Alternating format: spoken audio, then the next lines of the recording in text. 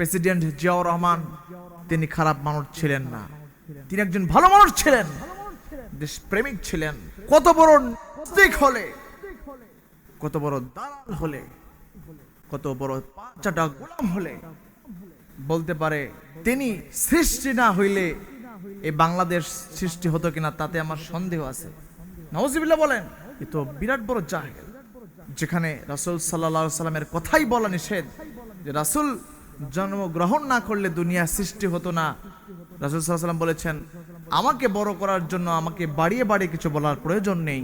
আর সেখানে পাঁচটা গোলামরা বলতেছে শহীদ প্রেসিডেন্ট জিয়াউর রহমান জন্মগ্রহণ না করতেন তাহলে হয়তো বাংলাদেশ জন্মগ্রহণ করতো না বা এই দেশ জন্মগ্রহণ করতো না।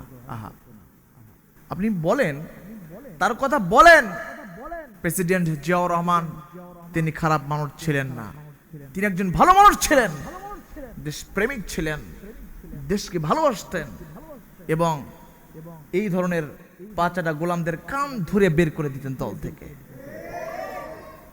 অন্যায়কে প্রশ্রয় দিতেন না।